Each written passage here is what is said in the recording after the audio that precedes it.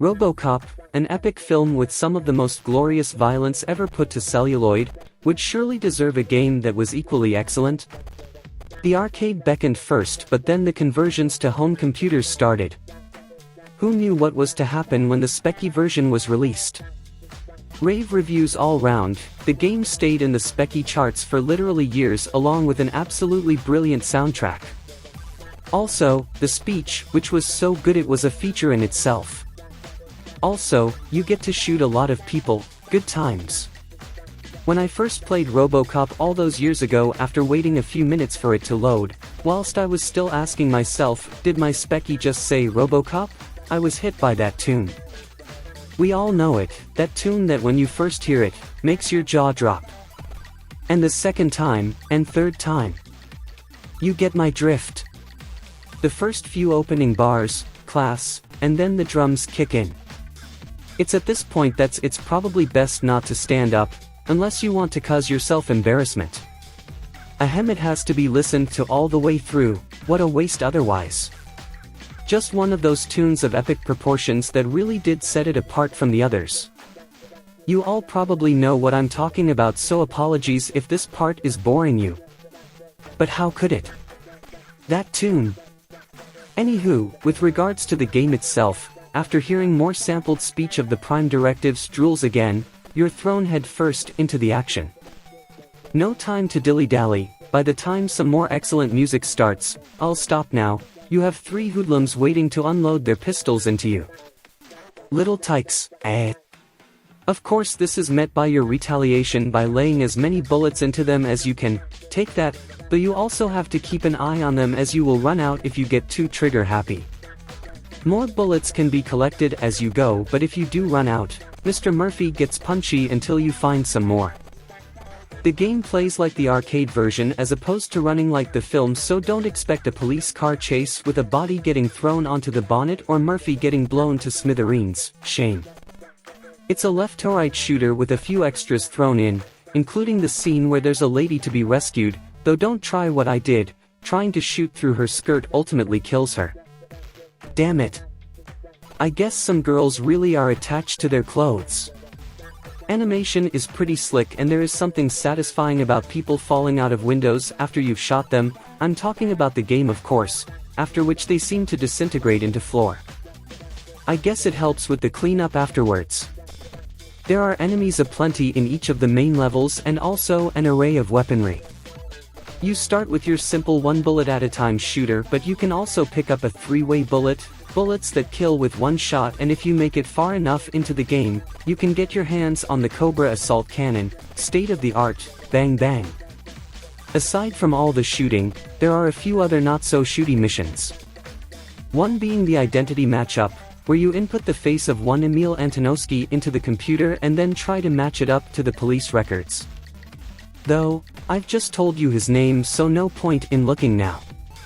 Though, if you want to progress through the game, I suppose you better had.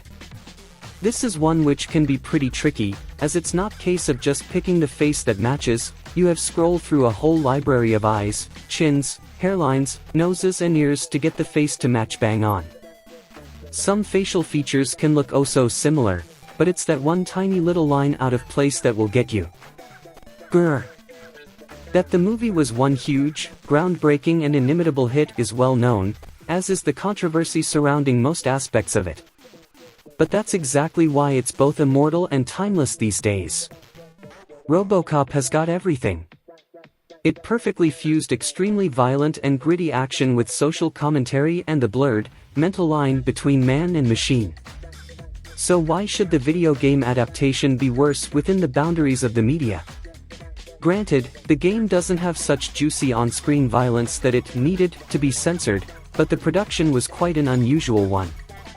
Ocean secured the rights for the game long before the movie came out in the theaters. Data East subsequently licensed the rights to develop the arcade game. Then, Ocean programmed and released the home versions. It took until spring 1989 before the Commodore 64 and ZX Spectrum owners could play anything Robocop related. The 16-bit versions followed shortly. More controversy disgraced the C64 version regarding its rushed release and its infamous game-breaking glitches. But the Spectrum version is entirely a different story. A representation of that aforementioned quality apex. A fantastic motion picture spawned a great coin-op and great 8-bit versions.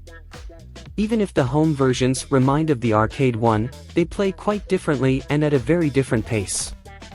Slower compared to other action games, just like the movie. All versions share some of the level design and environments, but the differences between the coin-op and, in this case, the Spectrum version are quite a few. The latter is more varied and doesn't have the target practice bonus game. It also follows the plot from the movie more closely. Robocop has 9 sections. The first one is a horizontally scrolling mix of run and gun, when Robo has ammo, and a beat 'em up. When Robo runs out of ammo and has to punch motherfuckers. In other words, this is when Alex Murphy already has become Robocop and marches down the streets that are crawling with scum. They are everywhere and some of them are even wielding chainsaws. None of them are immune to lead poisoning, though. Robocop automatically switches to punches when baddies get within punching range. The street patrol leads to the first-person view segment where Robocop saves a woman from a bad guy.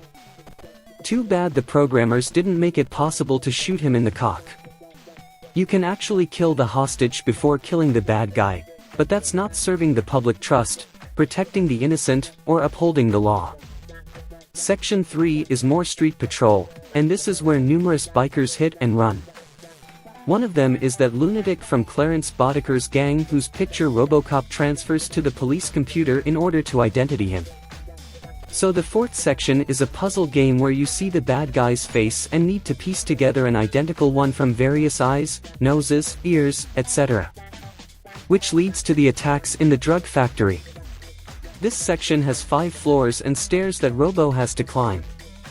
And more baddies. In the movie, this is the part that leads to Robocop arresting Boddicker and where Murphy finds out that the creator of ED-209, Dick Jones, isn't at all a very nice person. The game even refers to the arrest mode and Directive 4. So meet ED-209. That Robo has to fight unarmed. If Murphy survives that ordeal, he has to try to escape from OCP with even more baddies trying to kill him. The final battle where Jones orders Boddicker to destroy Robocop takes place in a junkyard. Unfortunately, there is no way to melt bad guys in toxic waste silos or tear Boddicker's throat out at the end. But this leads to the confrontation, the second and last first-person view minigame, with Jones at OCP. Jones has taken the president of OCP hostage and tries to kill Robocop at the same time. After some nice shooting, the game is over. You find as you go along that some of the later levels contain stairs that you actually get to use, so you'll get to shoot diagonally down, go Robo. But not only that, there are also lifts that you can use. Exciting stuff, but here is where I find my major bugbear with the game. Maybe it's just me, I totally blame the game, but I do seem to struggle with my aim whilst using the lift. I always find myself shooting across instead of diagonally, leading to much frustration when the bad guys come along and pop you, leaving you helpless for a few seconds. Not to spoil the game, but if you fancy finishing the game, you will have to come face to face with Dick Jones, who you take on in a similar style to the man with the hostage, only this time, he's got a gun. You will again have to aim for a flailing leg or that little bit of shoulder poking out if you want him dead. Again, film authenticity fails here, so if you're waiting for the old man to elbow him in the guts to get a free shot, you'll be waiting a long time. Oh, and he will have shot you by then anyway. Without biggieing it up too much, though this is hard to do, Robocop is an excellent game and fully deserves the praise and credit it frequently receives. Well put together, music is to die for and it feels complete. You can see a lot of effort has gone into the game and it's one of those that has held up over the years, namely due to the slickness and accomplished feel to the game. If you haven't yet, play it. If you have, play it again. Or if not, just load it up and listen to that music. Sorry, I've done it again, haven't I? If you liked it, don't forget to leave a like. It's a quick and simple way to show support. Share this video with friends, family, or anyone you think might be interested. Your help with publicity is essential for the growth of the channel. Oh, and don't forget to subscribe so you don't miss any new content. Click the bell to receive notifications whenever we post something cool. I really appreciate your presence here. Your support makes all the difference. Continue following, sharing, and leaving your comments. We are building an amazing community together. See you in the next video.